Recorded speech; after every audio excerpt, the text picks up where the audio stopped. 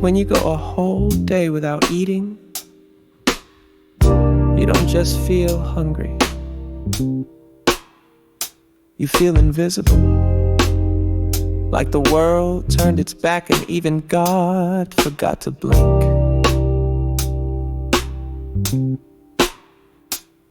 But when morning came, I woke up, still alive, still.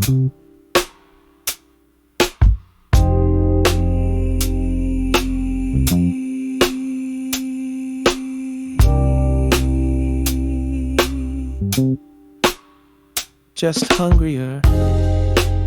Nobody offered a meal. Nobody noticed. Not a teacher, not a friend, not a neighbor. But I found my rhythm again. Tutoring, learning, hustling, repeating. And before the week was over, a small crack of sunlight slipped through the storm. Mr. Skinner.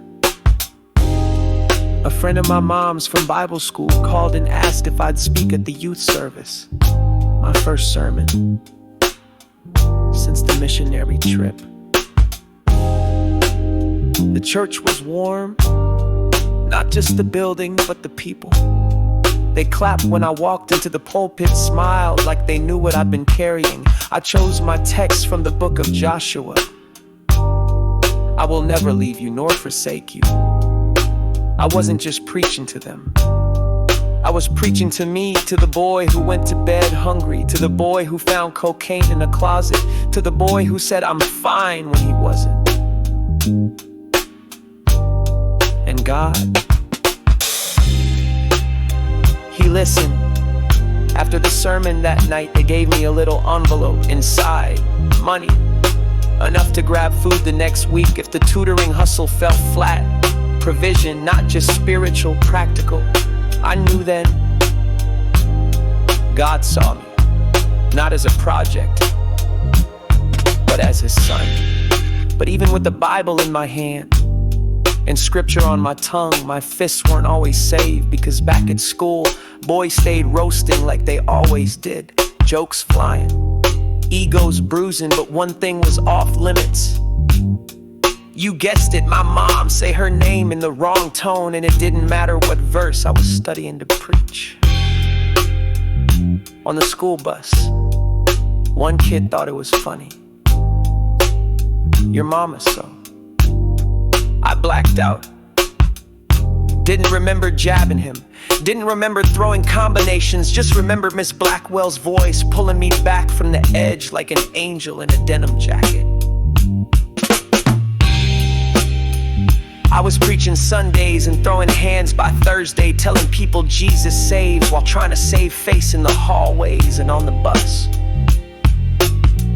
That's what happens when your faith grows faster than your emotional healing.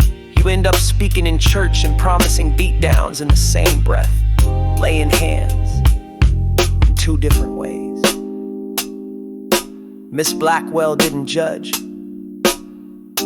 She just pulled me aside and said, "You can't lose focus." Then she prayed for me, right there on the bus, with kids watching, with me trembling, with heaven listening.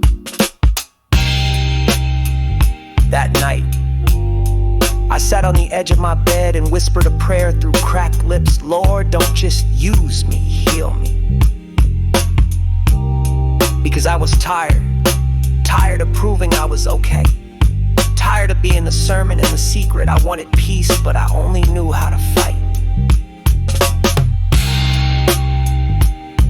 I was 13, hungry for more than food, and slowly realizing just because God was near didn't mean the pain disappeared. It meant I didn't have to carry it alone.